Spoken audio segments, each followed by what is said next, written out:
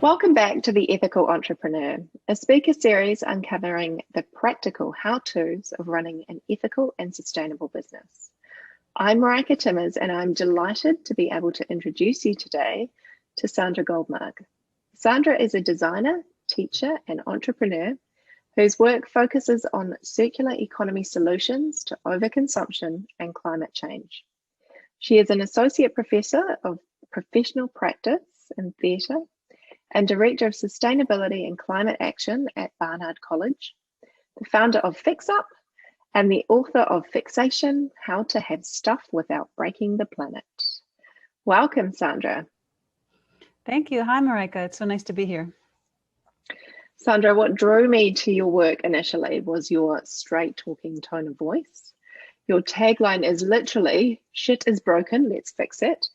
And so I just really think that's apt for our series, because I have no doubt that there are a load of people watching this today who would agree with you and are up for the challenge of fixing it. So in your book, yeah, I feel hopefully like we've got the right audience. Yeah.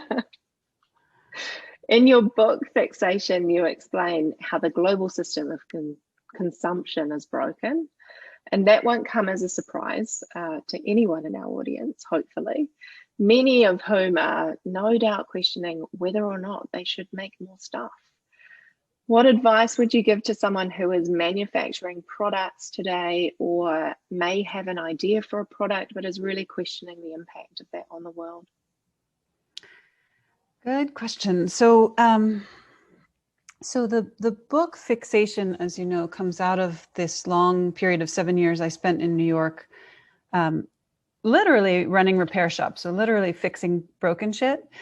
And that's where the tagline came from, the idea that our system of consumption is broken, but also individual objects are broken. But the concept really applies, as you said, especially now in the pandemic and given what's been going on in the world, to a lot of stuff is broken. And there are hopefully some ideas and concepts in the book that apply for people who make stuff and objects, and also people who might be embarking on other businesses. But in answer to your specific question of if you're somebody who's making or selling stuff, how can you begin, or buying it, frankly, how can you begin to think about this business or a business like that in this particular moment, looking around in this landscape of figurative and literal broken stuff? And so the book leans very heavily on the food movement, actually, looking at what the lessons we can draw from the food movement of the past 30, 40, 50 years, because I think that there is a nascent stuff movement that is growing, but is a little bit less advanced. And actually, if you think about it, food and stuff are very similar. Like, we harvest resources from the earth, we transform them with the labor of our hands, and we bring them either into our body or into our homes. So some of those lessons of the food movement can be really valuable. So I look at Michael Pollan's work. He wrote The Omnivore's Dilemma and In Defense of Food. And he takes this incredibly complex and problematic and beautiful and joyful world of food and tells us everything that's broken about it, but also provides these really specific steps forward. He says, eat food, not too much, mostly plants. So I'm translating that for stuff in the book. And I say, have good stuff, not too much, mostly reclaimed, care for it, pass it on. So that language, those 5 simple steps, it's phrased in a way that's aimed at a consumer, actually, like, have good stuff, care for it. But the whole book is really speaking to consumers and manufacturers, retailers, and policymakers, because those steps have implications no matter who you are in the cycle. Yeah. So in terms of your question of speaking to people who might be thinking of making or selling stuff, my advice to them would be to look at those 5 steps and begin to think how you can build your business model, not just around always making and selling more new stuff, but how can you build a business model that really takes into account and builds value and profit out of each of those steps. So if you make something new, make something good, make it sustainable, make it ethically produced. Don't try to sell too much of it. Don't build your business model around what I call the fire hose of stuff. And you can make money in other ways, for example, reuse, repair, service, upgrade.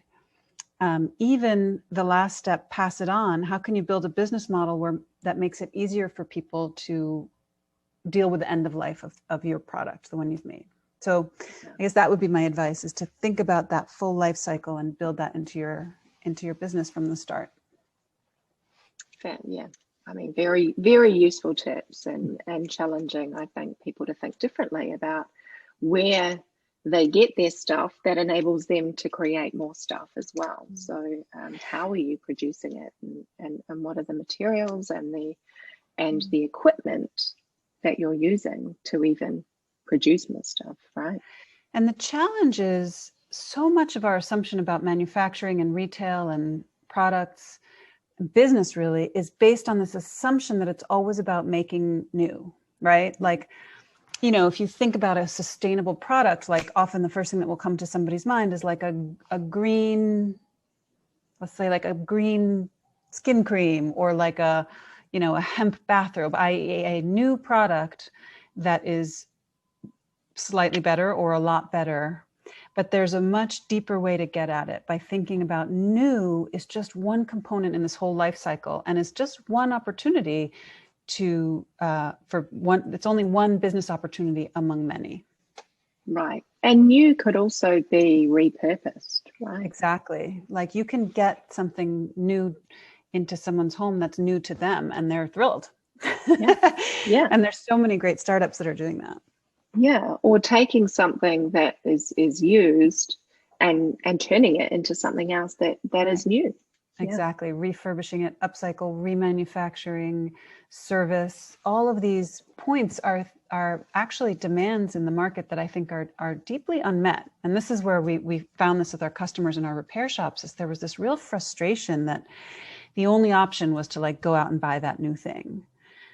And they were willing to pay money to get this thing fixed or upgraded or serviced or all of these things, but it didn't exist. Yeah. So there's a challenge there to think differently about where your materials come from, and if there's an opportunity to get them secondhand. Yeah. And what you're offering your customer, like what really are the pain points of those customers, and how can you help them? This is the classic thing, I started all the repair shops because my vacuum broke and a couple other things in my house. And the only sort of answer to that problem that I could find in my world that I live in was buy a new vacuum. Yeah. But there are a whole bunch of other ways to solve that problem. And what we discovered in our repair shops is a lot of people felt the same way. And as I said before, we're willing to pay for it. They were like, I will pay good money to keep this greasy old yucky toaster if you can just help me. Or even I'll pay good money to get this back into the cycle. Anyway, it was a really exciting discovery in the shops. So we've talked about the focus of the book being on consumer, but also relevant to business. What is the role of business versus the consumer in all of this? If business is simply filling a need that a consumer has, where does the buck stop? And we should probably also be asking, what's the role of government in all of that too? Yeah, I feel like there's this kind of funny debate in the world of sustainability today about the role of individual action versus the role of corporations versus the role of policy or government. And sometimes I feel like it's a bunch of people standing around in a room, like pointing the finger at each other, like the consumers might be like, it's all the corporations' fault. And the corporations are saying, but there's no consumer demand. And then everybody turns and points at government and is like, if you just had the right policies, this would all be better. And like, obviously that's ludicrous, right? Like if you look at it that way, you begin to realize that each of these three parts has a really important part to play, and you cannot discount any one of them. You can't say individual actions don't matter. You can't say, it's only all about policy decisions. They all go hand in hand. So, and I also think none of those three players can absolve themselves of responsibility and like, oh, I'm business, my only role is to make a profit. Like, no, I think we're moving beyond that in the world. And so I think it's a question of each player acknowledging their responsibility and their power, right? To say individuals have power, businesses have power, and government has power, and they each need to kind of use that power for good, maybe. And I think, as I said, each of those 5 steps that I've identified, there's a specific action and a way that an individual or a business or a policymaker could support or facilitate those steps. Yeah. And sometimes that policy is lagging behind the market. So, you know, we can't wait. We need to lead the change. That is such a good point. Like when we were doing our repair shops, during the time we were running our repair shops, Sweden passed their, they passed some legislation giving tax rebates to repair service providers. And I thought, oh my God, if New York would just pass this, my life would have been a lot better. And the policy, you know, just wasn't there. It wasn't in place. So yeah, we can't wait. And in some ways, businesses can help by translating that demand from customers or those pain points from customers into products and services, and then applying pressure to get those policies in place. Yeah, absolutely. So it sounds as though there's an opportunity for all kinds of businesses to build repair and reuse practices into their day-to-day. How do they do that though? Part of it is, as I said before, kind of rethinking that assumption about, I'm a business, how do I make money, right? Especially if you are a business of making or selling a product, an object, to really examine that and think about how you can diversify that revenue stream. So I started this whole project, this whole repair shops, with this idea. When my vacuum broke, I was like, I'm going to write a letter to Walmart and tell Walmart they need to open a repair shop in the corner of every single Walmart all over the world. And my husband he was so supportive, but he was like, no, that's such a good idea. But do you think Walmart is going to read your letter? Like Miss, you know, New York set designer, theater, you know, college professor. And I was like, and he's like, not just read your letter, but like change their entire business model. And I was like, yeah, Walmart want you to buy a new vacuum, surely.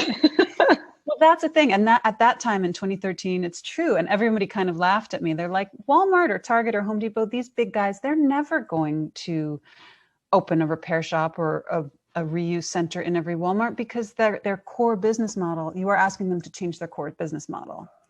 And I said, yes, I am, because I think that they, and all the way down to the smallest players, if you look down the road, anybody who's smart and is really looking at where we're heading is going to know that this business model of always selling more and more new stuff is unsustainable in the long run, not just from an environmental perspective, but from a financial one as well, because of what's going to happen and has to happen in terms of the cost of resources, the cost of gas to ship these things all over the world, the cost of labor. And lo and behold, here we are in 2020, and IKEA has launched this global buyback program and has committed to becoming fully circular by 2030. There you go. So it's really exciting. I guess I should have written my letter to IKEA, not Walmart. But the point is that it is happening. It is going to happen. And I think that businesses of all kinds, all sizes, all the way down, you know, from the Walmarts and the IKEAs down to like, you know, somebody selling at like a local craft fair, can begin to think about diversifying their revenue stream to take into account those 5 steps, not just selling new stuff, but service, repair, reuse, and passing it on, and realize that it's an opportunity to get out in front. Yeah. And that's exactly what IKEA have done with that, right? And all it takes is one, the rest will follow. Yeah, exactly. So you took this concept to the next level when you founded Fixup, which is a pop-up repair shop. What did Fixup do, and was it a business opportunity that you would encourage others to go into? It's an interesting question. So again, this was 2013, and as you can tell from the bits of the stories you've heard, we didn't really know what we were doing. We were a bunch of theater people, and I got a bee in my bonnet about repair, and so we started running. We just thought we would do one as like an experiment, get some research, I don't know, write a paper about it. We were just curious. Yeah. But we got such a strong response at our first repair shop that we thought, oh my gosh, we should do it again. So we did another and another. There were pop-ups, they were short term. So the first one was like a month, and then we did another. And before we knew it, 7 years had gone by, and we had done more than a dozen shops around New York, tons of one-day events. And from a business perspective, it was interesting. Like on the one hand, it was margins were super tight, very difficult. On the other hand, somewhere around our like the fifth or so pop-up, we started making a very small profit. And this was considering that we were totally inexperienced, enormous overhead in the sense of opening and closing the business every 3 to 5 months because it was pop-ups. I had another job. Like this was supposed to be a research project. So even given that, and the fact that we fixed 85% of the objects that people brought in, and we managed to start turning a small profit, I was like, this is actually, I do think, a business opportunity, especially if there was a larger business that had other revenue streams. So for example, a Walmart, a Home Depot, or a smaller hardware store, a clothing company that's already selling clothes and wants to introduce repair and reuse.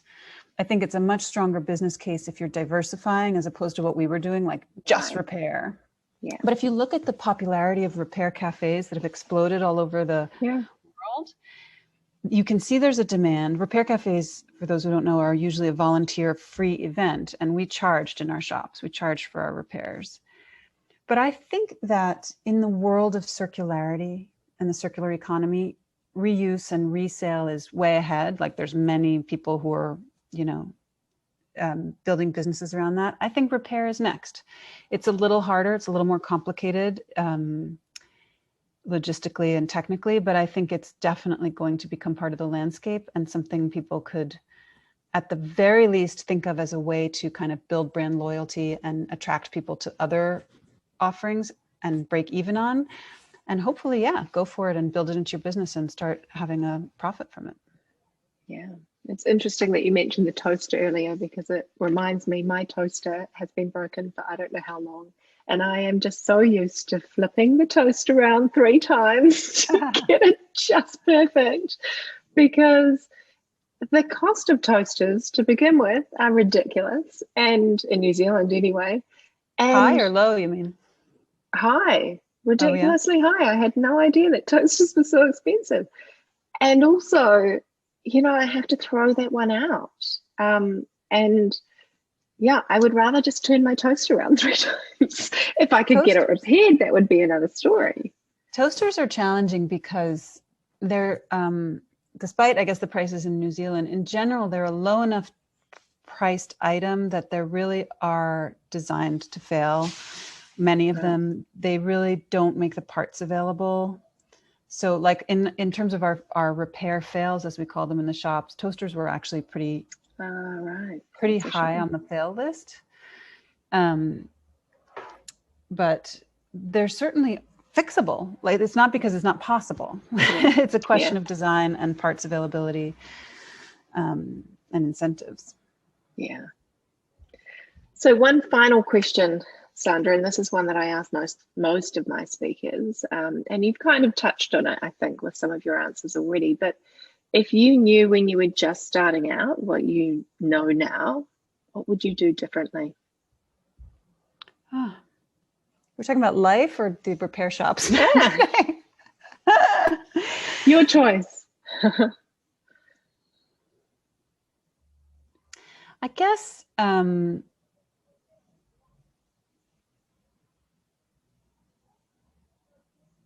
not sure. I mean, I think I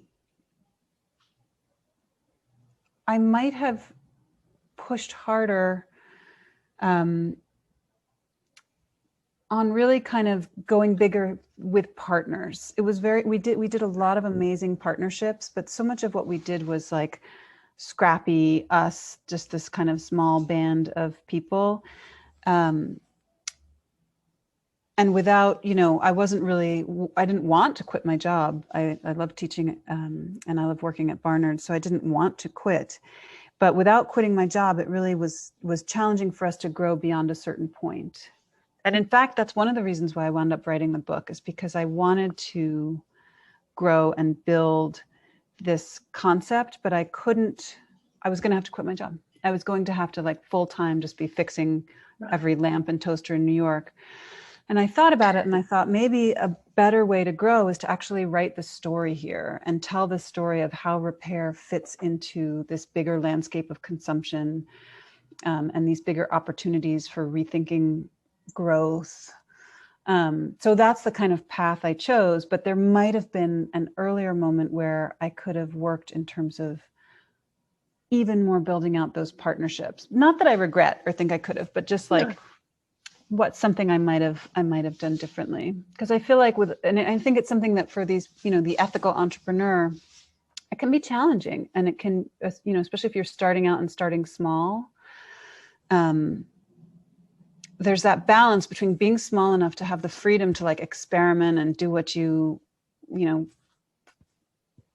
build that dream and do it your way, which is what you're trying to do if you're trying to kind of build something new, versus having that capacity of scale and reach and the infrastructure. So partnerships were very successful for us, and that might be a way that I would push harder on if I did it again. Right. So if you're interested in learning more about how you can fix the shit that is broken, go and buy Sandra's book, Fixation. We'll add a link down here. Sandra, thanks so much for sharing your straight talking view on the role of circularity, and specifically how we as businesses can repair or reuse in our day-to-day operations. We've talked a lot today about repairing and reusing, and we'll be exploring more practical applications of circularity over the coming days, like how to design out waste from the outset and how to make the most of the circular economy.